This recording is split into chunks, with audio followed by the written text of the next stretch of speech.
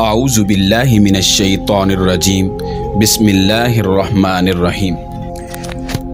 امریکی نثر کی کایا پلٹ گئی۔ وہ امریکہ کے رہنے والی ایک غیر شادی شدہ نرس تھی۔ اس نے کبھی اسلام اور اسلامی تعلیمات کے بارے میں نہ تو جاننے کی کوشش کی تھی، نہ کسی نے اسے اسلامی تعلیمات کی افاقیت کے بارے میں کچھ بتلایا تھا۔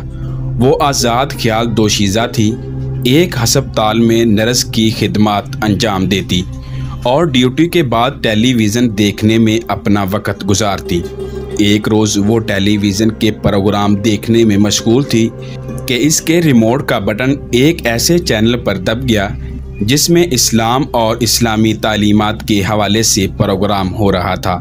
یہ پہلا موقع تھا کہ اس نے اسلامی تعلیمات کے حوالے سے کوئی چینل دیکھا تھا۔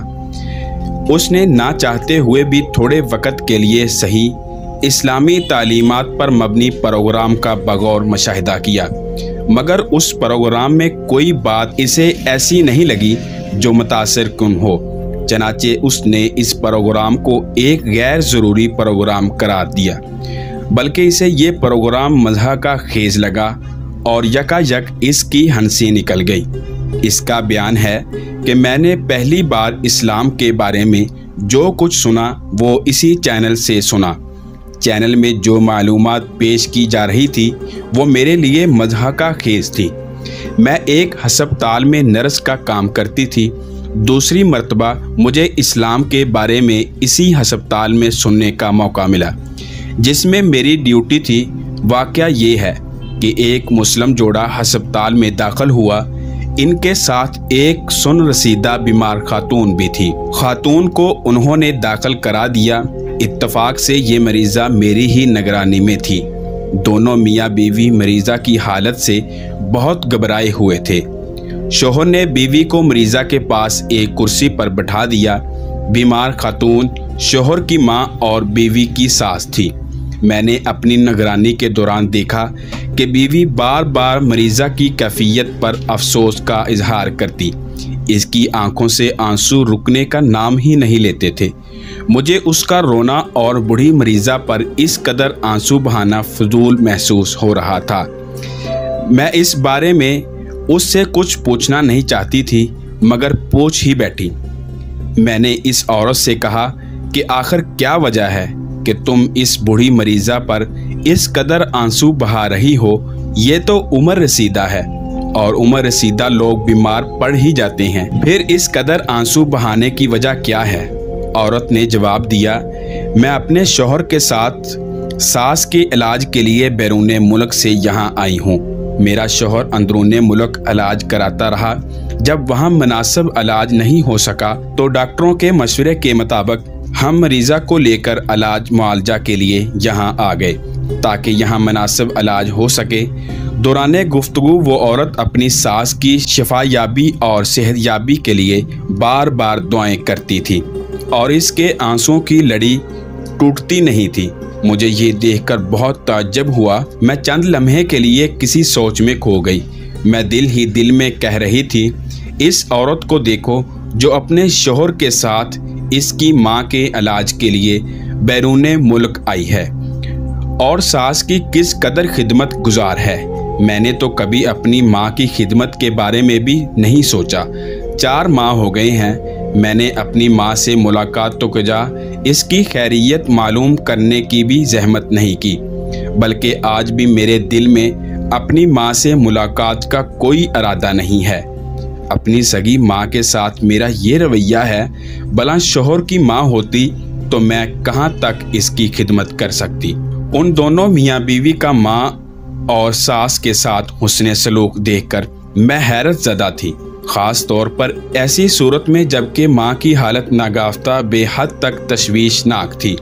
مجھے اس بات سے بھی بڑا تعجب ہوا کہ بھلا یہ مریض خاتون جس نے زندگی کے دن پورے کر لیے ہیں اور اب اس کے مرنے کا وقت قریب پہنچا ہے، تو بھلا ایسی صورت میں کون سا ایسا جذبہ ہے جس نے اس جوڑے کو مجبور کیا کہ بیرون ملک میں علاج کے لیے جائیں، جبکہ یہ علاج بھی خاصا مہنگا ہے۔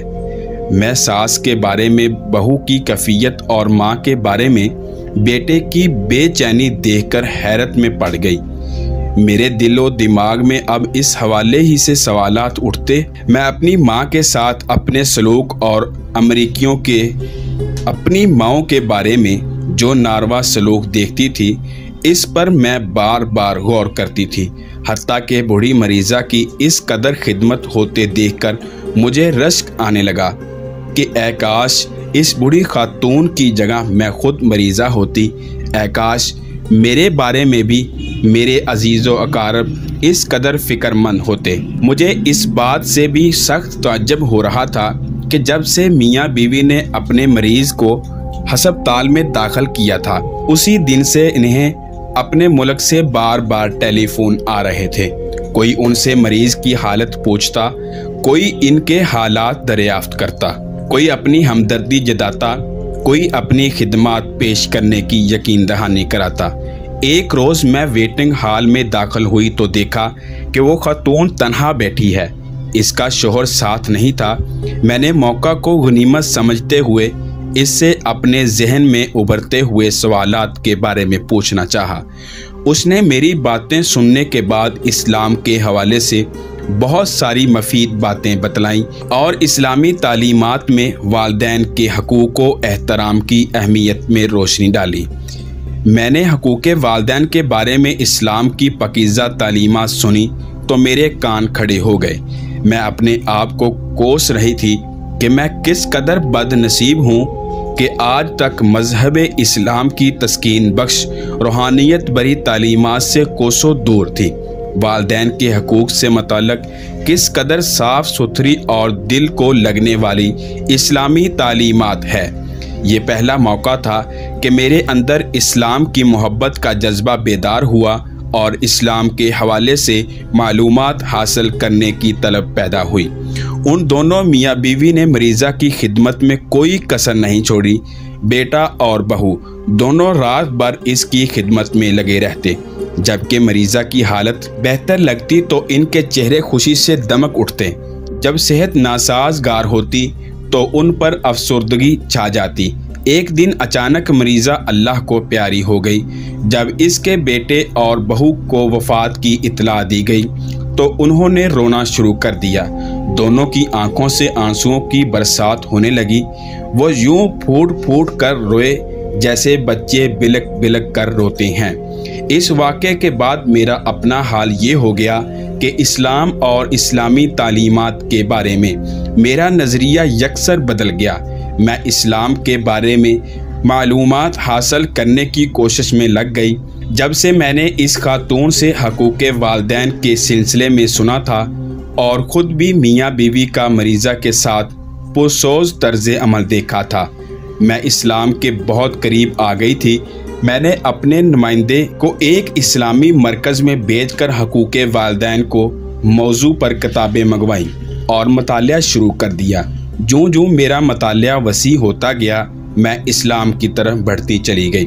والدین کے حقوق کے حوالے سے جب میں کتابوں کے مطالعے میں مہو ہوتی تو میں خود کو ایک بوڑھی ماں خیال کرتی اور تصوراتی دنیا میں چلی جاتی۔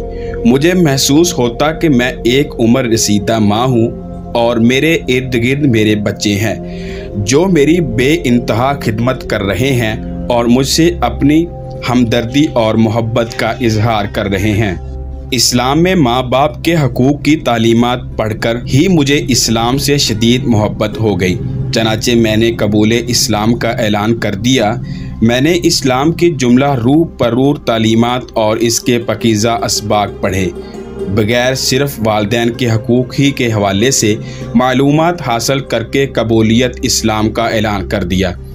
حقوق والدین کے علاوہ میں نے اسلام کی دوسری تعلیمات کا مطالعہ نہیں کیا تھا۔